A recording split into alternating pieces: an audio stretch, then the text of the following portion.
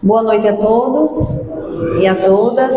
Sejam bem-vindos em mais uma doutrinária para falarmos um pouco sobre o Evangelho de Jesus, sobre a Boa Nova e especificamente na noite de hoje falarmos sobre o despertar da consciência cristã e a Boa Nova. E para a gente iniciar esse tema, que apesar desse nome mais difícil, o despertar da consciência cristã, nós veremos que nós já sabemos muito dele. Então, meu desafio aqui é tentar trazer uma perspectiva nova, à luz do que a doutrina espírita também traz para nós. Vamos começar esse tema analisando o capítulo 18 do Evangelho segundo o Espiritismo, que tem como título: Muitos são chamados, mas poucos são os escolhidos. Já ouvimos isso antes? Não já ouvimos, Muitos são chamados, mas poucos os escolhidos. Então vamos tentar entender o que é que Jesus quis dizer com essa passagem, como Allan Kardec interpreta, e mais, como é que nós trazemos esse conhecimento para a nossa vida. Sobretudo agora, 2026 acabou de chegar, ainda é um bebê, a gente ainda pode desejar Feliz Ano Novo, não pode? Até o dia 31 de janeiro, Feliz Ano Novo, Que seja um ano próspero, abundante, de muita saúde. A gente não quer desafio, não. A gente só quer coisa boa, não é isso? E o Espírito, então, ele sabe que vai ter desafio, mas só quer coisa boa. Então eu desejo para vocês, um Feliz Ano Novo, um ano aí de muita...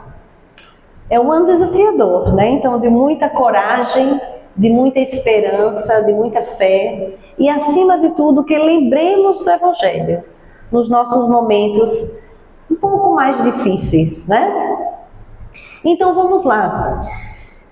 Eu queria contar para vocês a parábola da festa de núpcias, a parábola do casamento, para que a gente possa chegar, no nosso tema central de hoje. Bom, Jesus falava através de parábolas, isso nós já sabemos. E certa vez ele disse o seguinte: o reino dos céus é semelhante a um rei que, desejando realizar o casamento de seu filho, enviou os seus servos, os seus empregados, funcionários, para chamar para o casamento aqueles que tinham sido convidados.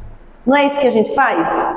Vai casar, vai para o casamento de alguém, está casando um filho, alguém conhecido, a gente chama aquelas pessoas especiais do nosso coração. Não é verdade? A gente quer que X, Y, Z, aquelas pessoas da nossa família, amigos próximos, façam parte desse momento tão importante. E aí, já explicando aqui, por que Jesus usa o casamento para falar, tentar explicar o que é o reino dos céus? Porque o casamento para o hebreu, para o judeu, é uma cerimônia importantíssima. É uma união indissolúvel com o próprio Deus, com o próximo e através desse próximo com Deus. Tanto que a gente tem a ideia que já não é mais tão firme e forte como hoje, que é a da indissolubilidade do casamento. Então Jesus tentava trazer ensinamentos superiores das leis divinas através de circunstâncias e situações que poderiam ser compreendidas por aquele povo naquela época. Só que essa história do casamento também serve para a gente, porque ainda para a gente, o casamento é algo importante.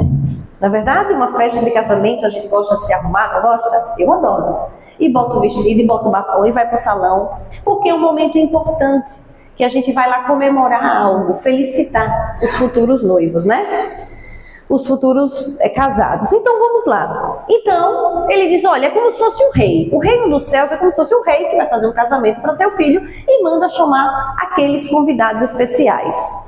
Mas esses convidados especiais, os chamados, se recusaram a ir.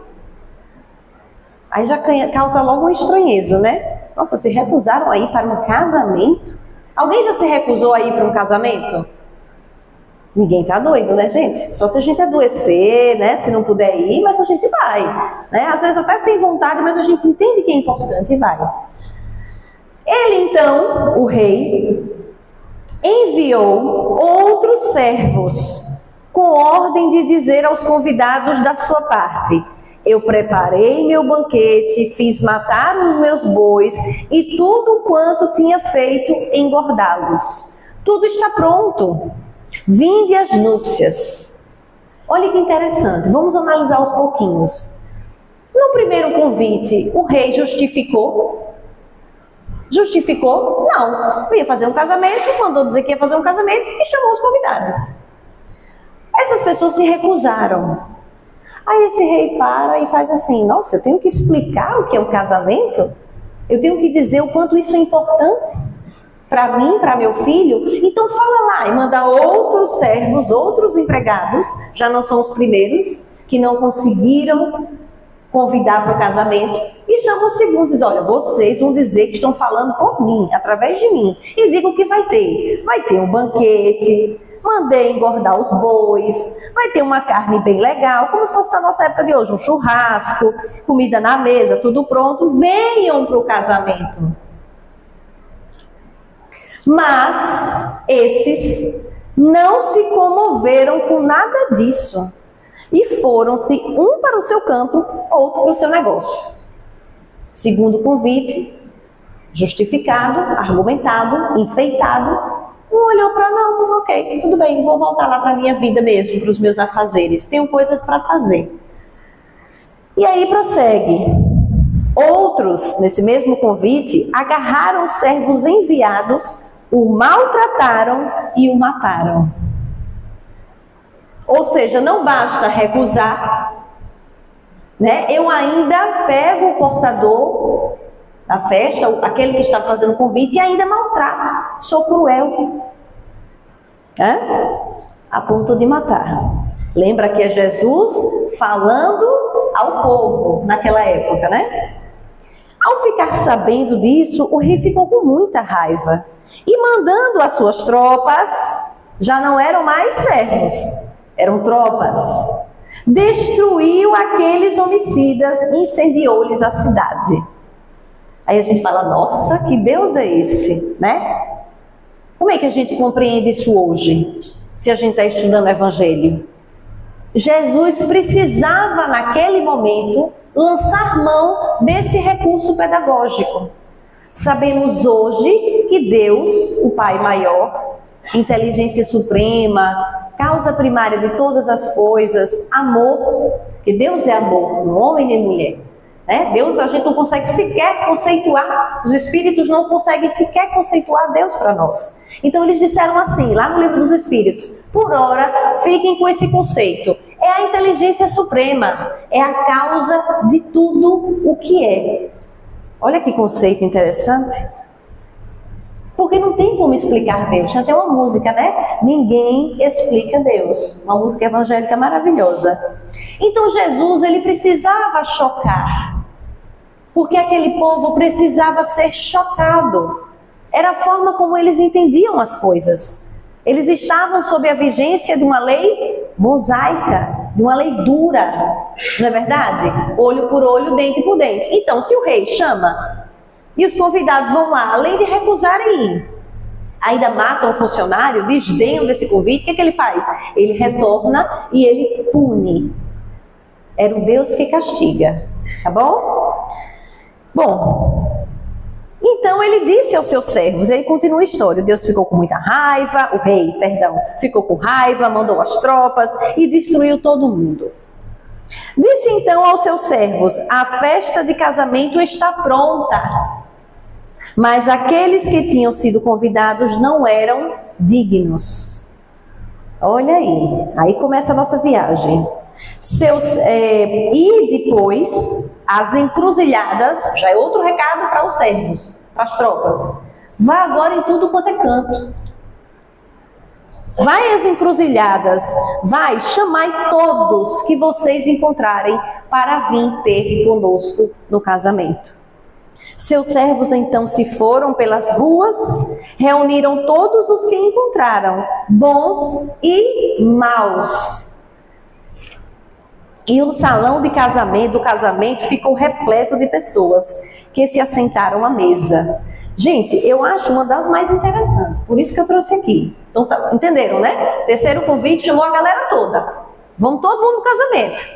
O casamento é algo importante, o rei queria que eles estivessem presentes. E aí foi todo mundo.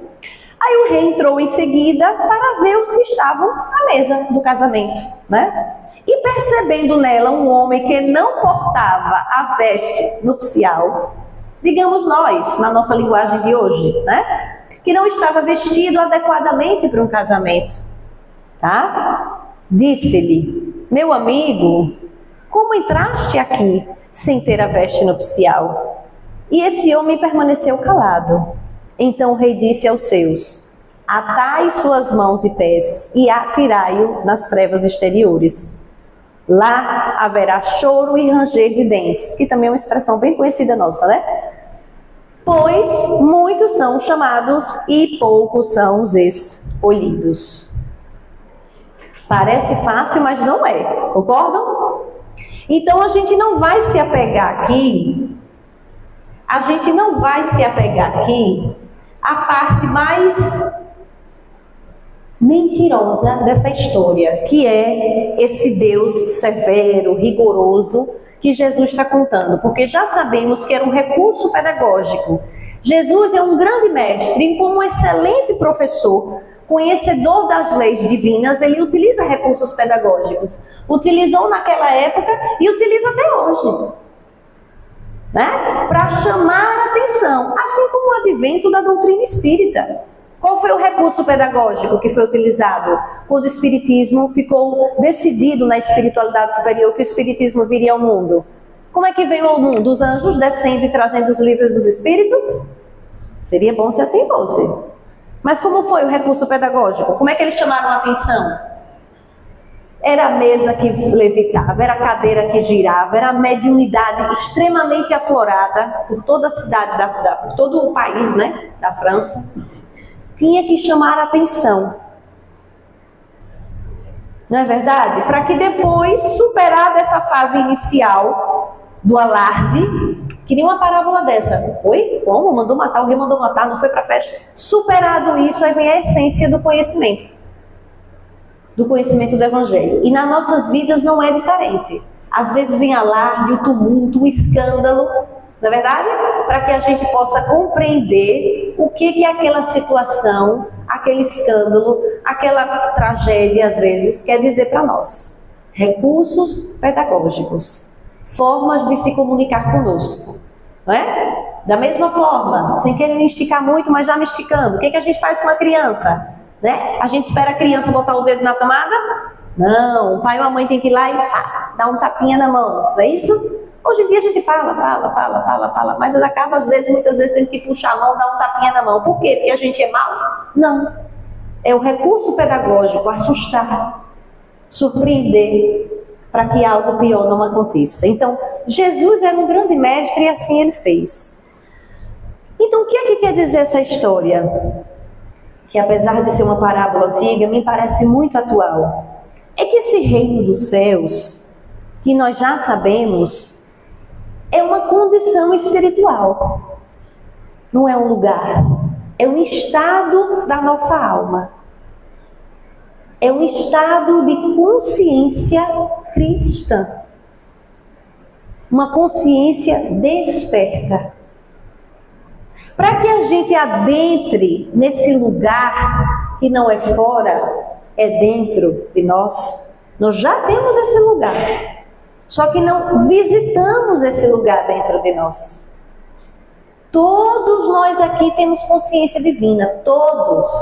E o bom é isso, é que a gente não precisa necessariamente ir a lugar algum. A gente vem na casa espírita, vai na igreja, vai na missa, vai no congresso, vai no templo evangélico, vai no terreiro disso, no terreiro daquilo, para quê? Para esse encontro.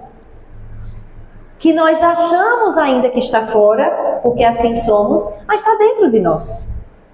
Todo o manancial já está dentro de nós. Agora é um grande tesouro escondido que a gente precisa cavar para encontrar. Então, os templos religiosos, as histórias, os caminhos filosóficos, as experiências espirituais, tudo isso é para a gente chegar onde a gente já está. que é chegar às verdades divinas dentro de nós.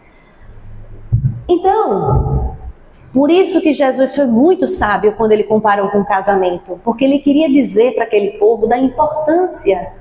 Você veja, se a gente usar esse mesmo exemplo hoje, já não serve mais. Não é verdade? Se a gente colocar esse exemplo e botar para essa turma de seus 20, 18, que vai dizer, não, casamento não tem que casar não. Casar não deu certo, separe, acabou. Não tem mais o mesmo sentido. Por isso que a gente precisa ler parábola, a história da Bíblia. E sim, nós espíritas estudamos a Bíblia, precisamos estudar cada vez mais. Precisamos contextualizar. Se a gente não entende o valor do matrimônio para o judeu hebreu, até hoje é assim, tá? Mas antes era mais até. Antes era mais até. A gente não consegue entender o sentido. Então, esse convite, né? Quem são esses servos que saem para fazer esse convite?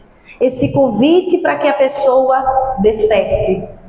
Para que a pessoa vá a esse casamento, que não é mais do que o casamento nosso com o Pai. Não é verdade? O casamento ali do noivo e da noiva, Jesus queria dizer que era como se fosse, analogia, um casamento nosso com o Pai, com o nosso Criador. Esse sim é indissolúvel e é o único que é indissolúvel. Porque até um filho que a gente cria pode de fato romper conosco. Não é verdade? Até um filho que a gente cria, que seria o amor ali mais próximo do divino, de um filho. A experiência materna e paterna é para a gente experimentar um pouquinho que seria o amor de Deus. Independentemente de ser um filho biológico ou afetivo, aquele que chega para nós amarmos, como se filho fosse. Então Jesus ele quis mostrar o seguinte, que esse casamento, que Deus manda esses convites de tempos em tempos na humanidade. Esses servos, os funcionários, a tropa, né? São pessoas que vêm para a humanidade para falar dessa comunhão com Deus. E Deus é tão maravilhoso e magnânimo que Ele não mandou nunca isso através de uma religião. Nunca. Porque sabe que somos diferentes. Como é que todo mundo vai fazer parte de uma religião? Todo mundo espírita, todo mundo católico, todo mundo protestante, todo mundo budista, todo mundo... Quantas milhares de religiões existem no mundo? Então ele manda os servos para fazer o convite. Cada povo, cada época, um representante, um profeta, um líder espiritual. Para que a mensagem seja ouvida. Mas todos vêm de lá de cima. Alguns ficam tão impactados com essa mensagem, tão revoltados por ter que fazer essa viagem para o centro de si próprio, que matam. Quantos líderes espirituais já foram mortos? Não necessariamente religiosos, mas que trazem uma mensagem de paz. Um líder político, né? Um líder, um cantor. Me lembrei de John Lennon agora, que trazia uma grande mensagem de paz através das músicas deles. Me lembrei de Gandhi, de Martin Luther King, de tantos outros. Às vezes vem através da política, às vezes através do lado jurídico, às vezes através da arte, às vezes de várias formas. Porque Deus quer que essa comunhão aconteça. Então Ele não pode mandar uma religião. Né? E aí, alguns estão tão sonolentos e tão descontentes com ter que reconhecer essa necessidade, que vão lá e matam esses líderes. Só que Deus tem seus planos. Jesus não foi crucificado? Jesus não é um grande servo do Senhor, que fazia a vontade do Pai? Não sou eu que estou dizendo, gente. Está lá na Bíblia, né? Esclarecida pelo Evangelho. Não era Ele que veio fazer a vontade do Pai? Ele não veio fazer nada aqui, a não ser a vontade do Pai. E não foi só Jesus, nós também. Com uma grande diferença, né, de condição espiritual, mas nós também fizemos um compromisso. Alguns fazem compromissos com a humanidade inteira, Jesus. Outros fazem compromisso com uma nação inteira. Outros com a comunidade inteira. Outros com o bairro inteiro. Depende do nosso, ou da nossa missão, porque já somos evoluídos, ou da nossa aprovação, porque precisamos nos comprometer. Então ninguém fique muito encantado com posições públicas e notórias que carregam milhares e milhares de pessoas. É muito grande a responsabilidade, né? Então Jesus foi um desses servos que veio chamar para esse casamento. O único que nos abastece espiritualmente, que é o casamento com Deus. E foi ele que foi morto.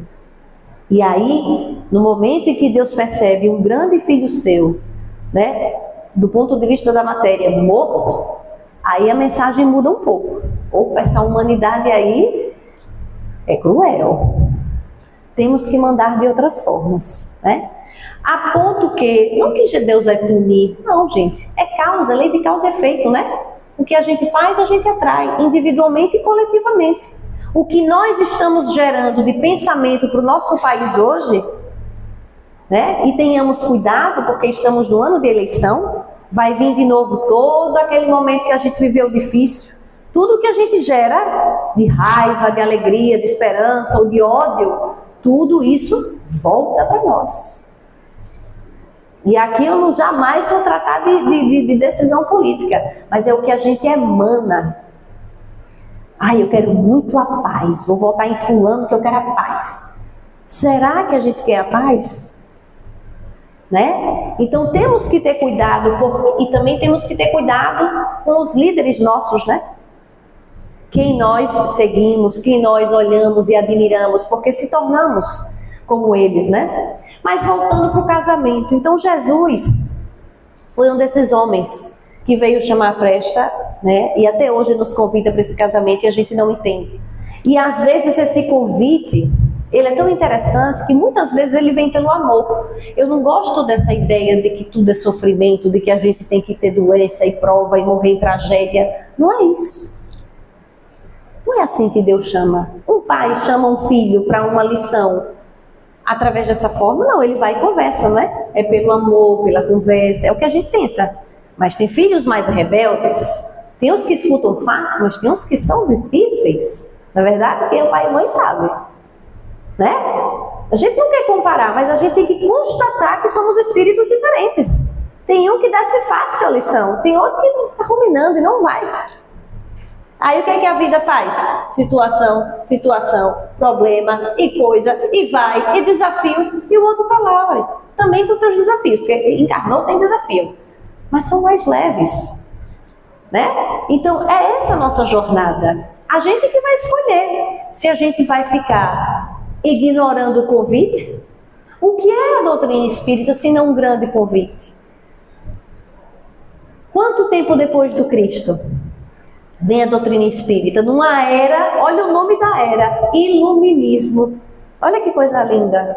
O iluminismo saiu da Idade Média, né? Daquele momento sombrio, em que a gente se enganou por séculos e séculos, mais de 400 anos, perdidos ali aprofundados em guerras religiosas, né? Mostrando que a gente não entendeu nada do convite do casamento. E chegamos num momento em que a Terra estava propícia para novos conhecimentos. Porque, veja, a gente não recebe conhecimento que a gente não está propício para entender. Eu só sei falar do que eu sei falar. Minha área é jurídica. Não me bota para falar nada da medicina. Eu não entendo. Mesma coisa são as questões espirituais. Tem coisas que eu já entendo. Tem coisas que eu não entendo ainda. Não faz parte ainda, como os espíritos disseram. Por ora, olha Allan Kardec, por ora você quis saber o que é Deus. Mas não tem como a gente explicar isso para vocês. Então, por ora, aceite. Inteligência suprema, causa primária de todas as coisas. Já Jesus falou o que sobre o Pai? Pai. Olha que interessante. Jesus disse a todo mundo que Deus era Pai. Por quê? Casamento, pai. E existia coisa mais importante para aquele povo do que a referência paterna? Se ele falasse tia, madrinha, não é verdade? Pai. Tanto que ele fala, Pai, afasta de mim esse cálice, se for possível. Pai, Abba. Por quê? Era a referência que eles tinham. Sim, Deus é nosso Pai, porque é nosso Criador. Mas a força da palavra tem um significado para que se possa compreender. Né? E naquela época, né, talvez o mãe não tinha o peso do pai. Né? Mas sabemos que Deus não é do sexo masculino e nem do feminino. Então pai e mãe são formas para que nós possamos compreender. Porque a limitação é nossa, gente. Não é verdade?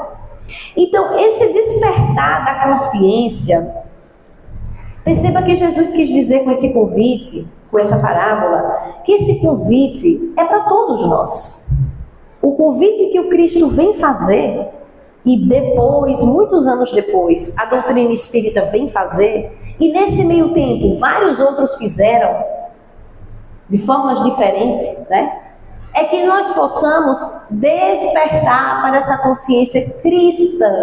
O que é cristã? Que vem do Cristo, porque Ele nos disse, eu sou o caminho, eu sou a verdade e eu sou a vida. Caminho, por onde a gente anda, verdade, o que a gente procura, vida, que é a nossa essência. Nós estamos vivos, vivos na matéria ou vivos no espírito. Não é verdade que a gente aprende assim na doutrina espírita, que a gente não morre. Assim, morreu, acabou, pronto, acabou. E a gente não descansa quando morre. Essa é a parte que eu não gosto de lembrar, porque não pode nem descansar, né? Mas a gente não descansa, a gente está vivo o tempo todo. Quantos milhões de desencarnados tem aqui? Centenas de desencarnados. A gente só não vê. Mas a gente também não vê o ar que a gente respira. A gente vê? Eu não enxergo, mas a gente não respira. Imagina, se Deus, né, seria pouco criativo só ter a gente no mundo, só a gente nós de carne. Claro que não. Então, é a nossa jornada. É a nossa jornada de tentar, através do Cristo, Tatiane, mas tem outras religiões, outras filosofias, experiências espirituais. Sim, tem pessoas que já chegaram, não necessariamente se aprofundando na história do Cristo. Não necessariamente. Não é verdade? Quantos e quantos povos, pessoas e raças, né, que já voltaram lá para outros mundos, que já evoluíram e não conheceram a história do Cristo. Mas os espíritos dizem que Ele é o grande norte, ainda é a grande referência moral para as nossas vidas. Não tem outra, Ele foi o maior. Por mais que eu siga outros líderes espirituais, se eles forem realmente líderes espirituais, tudo que eles falam vai convergir com o que Jesus ensinou. Tudo. Quando eu gosto muito de estudar, ler um pouco as filosofias orientais, né? E como é tudo que a gente vê aqui no Evangelho. Claro que a doutrina espírita vai bem além, me perdoe, vai muito além. Mas está lá, a essência está aqui, com Cristo. Agora a gente que às vezes não tem a condição ainda espiritual de enxergar a profundidade. Então esse chamado não é exclusivo. Veja que Jesus conta na parábola que primeiro ele chamou os especiais, depois ele mandou chamar uma galera maior, dizendo como é bom ir para o casamento e comer comida boa, o banquete. Depois ele chama todo mundo, porque Deus na verdade quer que todo mundo vá, não importa. Se ele tem aquelas pessoas, e aí fazendo um paralelo aqui, por exemplo, né, com o nosso trabalho no movimento espírita, que encarnam os médiuns para fazer um trabalho digno aqui, de auxílio aos desencarnados, auxílio a si próprio, sempre em primeiro lugar, auxílio aos encarnados, mas falham em suas missões. Você acha que Deus vai ficar chateado e aguardando? Não, vai mandar outros. Manda prepostos, representantes em várias religiões, porque a sua mensagem precisa chegar ao número maior de pessoas possíveis. Porque Deus não fundou, nem Jesus fundou religião alguma. Quem precisa de religião somos nós. Né? A única religião que Jesus mostrou é o amor. Não é verdade? E nós é que precisamos ir para a escola para aprender, universidade, faz uma especialização, um mestrado, um doutorado. Necessidade nossa, né? Vir para as religiões, estudar a doutrina espírita, isso é bom, isso nos estrutura emocionalmente, nos estrutura espiritualmente, é o que temos, né? São caminhos legítimos e louváveis, graças a Deus. Porque Deus sabe que a nossa evolução, ela se dá a passos de tartarugas e está tudo bem, não é uma crítica, não é para ser diferente. Não é para ser diferente, ninguém evolui com pressa, né? Então, o chamado é para todos. Não se trata aqui de favoritismo espiritual, né? Favoritismo, exclusivismo. E não façamos isso também no movimento espírita, né? O palestrante tal, o médium tal, o escritor tal. A gente adora fazer isso. Não, são compromissos. Compromisso com a palavra, o compromisso com a mediunidade, o compromisso da obra assistencial. Muitos são chamados, mas por que poucos são escolhidos? Acho que essa parte a gente já captou. Eu já captei aqui, realmente. O chamado é amplo, universal e inclusivo. Inclusivo. Ah, não, mas eu só gosto dos meus amigos espíritas. Ah, problema seu. O chamado é para todos. Ah, mas eu só gosto de quem é heterossexual. Ah, de quem não tem esse negócio de problema disso, daquilo. O chamado é para todos. Quanto mais espiritualizado você é, quanto mais desperto você é, quanto mais você entende a mensagem cristã, menos preconceituoso, exclusivista, egoísta a gente deve ser. Não é verdade? Vamos trabalhar isso dentro de nós, gente, porque eu também estou aí, me debatendo. Isso é um serviço nosso de todo dia, interior, né? Porque o outro é igual a nós, né? O outro é igual. Nós somos espíritos, né? Agora, cada um com experiência. E aí a gente chega, né? Chamado, portanto, é convite, mas despertar já é uma decisão. Aí você fala, tá aí parado pensando, eu nunca fui chamado não, né? Será que não é chamado? Aí vamos pensar em outra coisa, o que é ser chamado? Porque Jesus não vai vir mais, como alguns religiosos acham que vem. Vai vir o Apocalipse, aí vai vir Jesus e vai separar o pessoal para a direita e o pessoal para a esquerda. Pelo amor de Deus, Jesus não vai separar ninguém direita e esquerda. Essa triagem, esse filtro somos nós. Não é verdade? Então a gente tem que entender que chamado é esse que essa pessoa está falando. Tem quase uma hora aí de casamento e de chamado e eu não estou vendo chamado nenhum na minha vida. Chamado, gente, são os probleminhas do nosso dia a dia. São os desafios que nos levam ao aprimoramento. É que a gente quer um chamado assim, de um casamento. Eu também gostaria, um chamado assim, olha, Tatiane, vamos agora um banquete com Jesus. Gente, claro que eu ia hoje, né, porque sei, mas eu em outras encarnações ia sair correndo com certeza. Porque a vida do mundo é sedutora. É sedutora, não é verdade? Tudo do mundo é sedutor, é bom demais. E aí a gente não tem tempo para que o realmente interessa. Aí por isso que vem esses pequenos chamados. É o conflito em casa, é os filhos que brigam o tempo todo, os meus, entendeu? É o marido, é a gente que dá trabalho para o marido dá trabalho para a gente. É o conflito com a mãe, com a irmã, é com o vizinho, é no trabalho, é no trânsito. É em todo lugar. E quanto mais isso se acentua, a gente está vivendo um momento de aceleração moral, de uma inquietação coletiva. Porque a gente está acentuando e potencializando tudo que é conflito. E aí a gente tem que entender que esse chamado, ele vem dessa forma desagradável. Desagradável, né? Agora, os escolhidos, esses são os preferidos de Deus, não é verdade? São os preferidos? Somos aqui os escolhidos? Vocês já entenderam que nós não somos escolhidos coisa nenhuma. Né? Passei 30 minutos para dizer a vocês que nós não somos os escolhidos. Quem é que escolhe? Vocês acham que Jesus escolhe a gente? Não, ele chamou. Nos deu a vida, nos deu família, às vezes um trabalho, uma outra dificuldade, é chamado. Oportunidades, né? Mas quem é que escolhe? Gente, isso é tão importante refletir. Porque tem um irmão exatamente nesse momento em algum lugar dizendo para alguém que nós somos os escolhidos. Nós aqui somos especiais.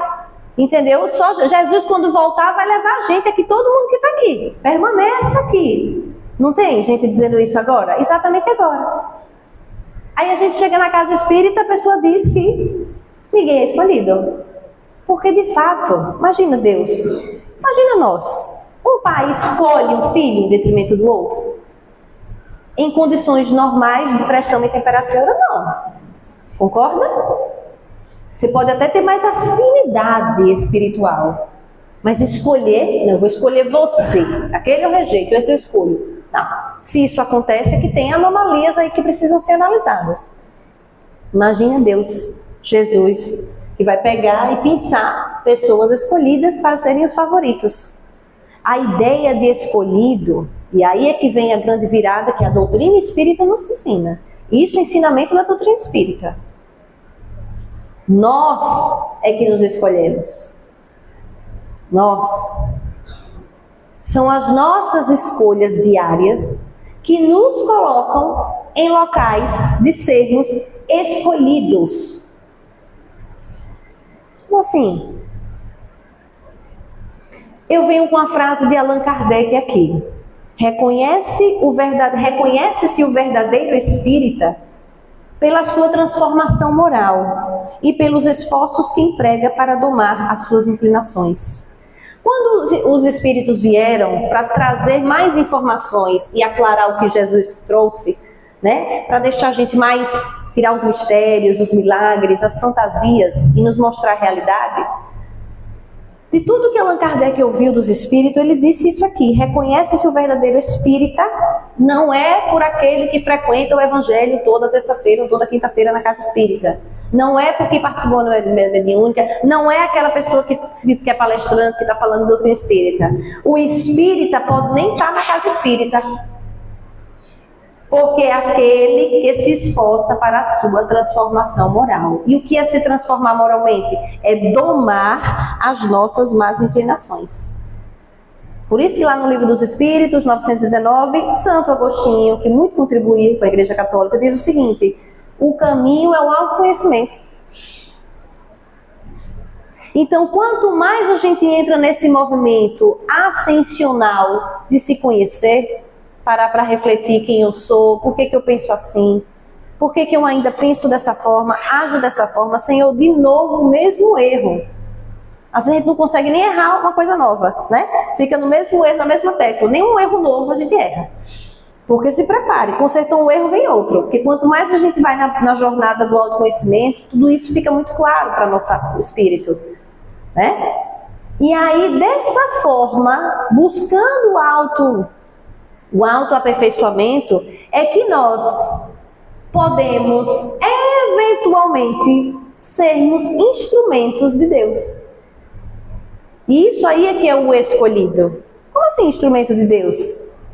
Quando a gente se coloca à disposição do processo de transformação moral, o que os bons espíritos vão fazer?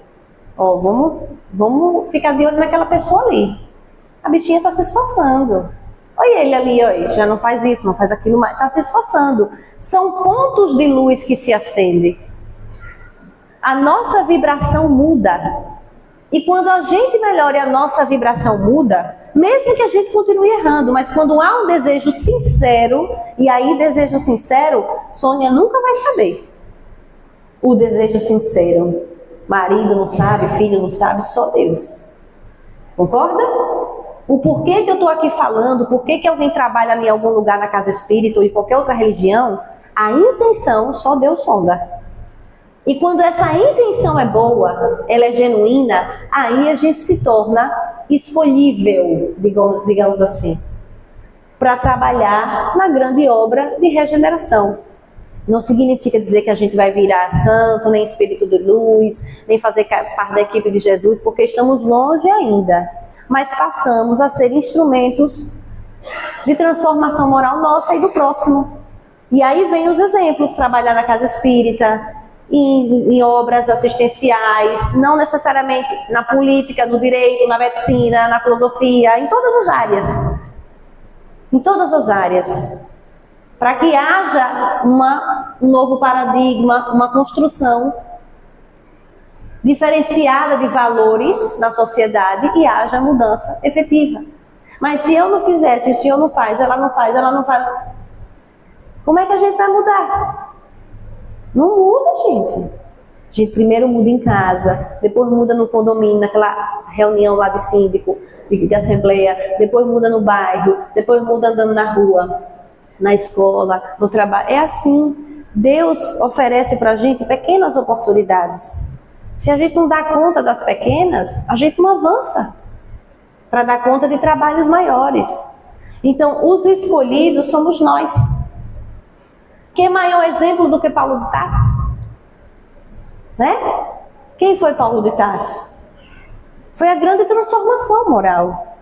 Achava que fazia tudo certo, tinha decorado toda a lei mosaica. Qual é o meu horário, Sônia? 9? Só tem 1 minuto, então. Mas não dá para falar de Paulo em 1 minuto, não. Eu vou resumir, resumão. Ele tinha tudo na ponta da língua. É como se eu soubesse o evangelho todo aqui. O livro dos Espíritos todo, o livro dos Médiuns todo, a Gênese toda, o que é o Espiritismo, e Leon Denis, e todos os clássicos dos clássicos. Mas nada fizesse na minha vida útil para ninguém. Né?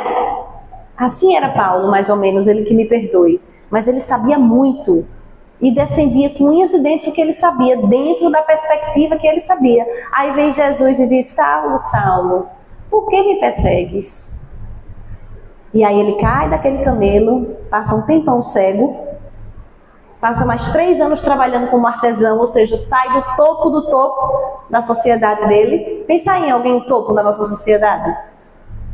E vai para o fundo do poço, na nossa linguagem, porque para Deus não é. E vai para fazer serviços manuais. Para Deus nada é menos. Sai da razão um pouco, estacionou, para ir para o manual, para se ficar humilde, ficar simples, porque sem isso não consegue trabalhar para Deus. Né? E aí depois ele vira o quê? O maior divulgador do Evangelho de Jesus. Gente, se Paulo era perseguidor, se ele aconteceu isso com ele, porque não pode acontecer com a gente? Né? É a maior história de transformação, mas assim foi Madalena, assim foi Pedro, assim foi tantos outros. Zaqueu e tantos outros personagens do Evangelho, que a doutrina espírita tira desse pedestal de santo, relata pra gente as transformações que eles viveram, quem eles foram, em quem eles se transformaram, despertaram a consciência cristã. E são exemplos para nós. São exemplos para nós, porque toda vez que eu fico, eu sou tão ruim, meu nome é Paulo, era pior, e ele mudou, então eu vou mudar também. E assim a gente ganha força, lendo histórias, estudando. Leiam um livro, me ajudem agora, 2000 anos? Não, perdão, Paulo Estevão, gente. Quem lê esse livro, nossa senhora, tudo bem que a gente precisa ler várias vezes na vida, porque a gente não aprende lendo uma vez só, mas é transformador. Ali é a verdadeira história de Paulo, contada direto da fonte, da espiritualidade superior. Então, gente, é isso. O nosso trabalho aqui, espiritual, é ter consciência espiritual. Podemos ser advogados, enfermeiros, pintores, marceneiros, políticos, presidentes, deputados, diga qualquer profissão. Isso tudo são caminhos, instrumentos para que a gente chegue no grande trabalho nosso, que é a condição espiritual, que é despertar essa consciência cristã através da Boa Nova. É o recurso que nós temos, né? Para que sejamos, que possamos ser dignos. Lembra dos convidados dignos? Né? Que o rei disse, não são dignos de estar no meu casamento. Né? E outra, apareceu no casamento, mas não está nem com a roupa adequada. O que é aquela veste inadequada? É a máscara, que aí já dá outro momento para a gente conversar. É a máscara que às vezes a gente se apresenta com aquela cara, nossa, e não é, no fundo. E Deus que nos sonda diz, você não faz parte dessa comunidade da comunhão com Deus. Volta para lá, para trabalhar. Vá se descobrir. Não é isso? Então precisamos ter essa consciência que essa veste nupcial é a vibração adequada espiritual que precisamos ter para chegar nesse momento de ter a comunhão com Deus. Então termino aqui essa pequena explicação com uma frase de Paulo, que está lá em Efésios, que diz o seguinte: desperta, ó tu que dormes, levanta-te dentre os mortos, e Cristo resplandecerá sobre ti. Levantemos então. Uma boa noite a todos.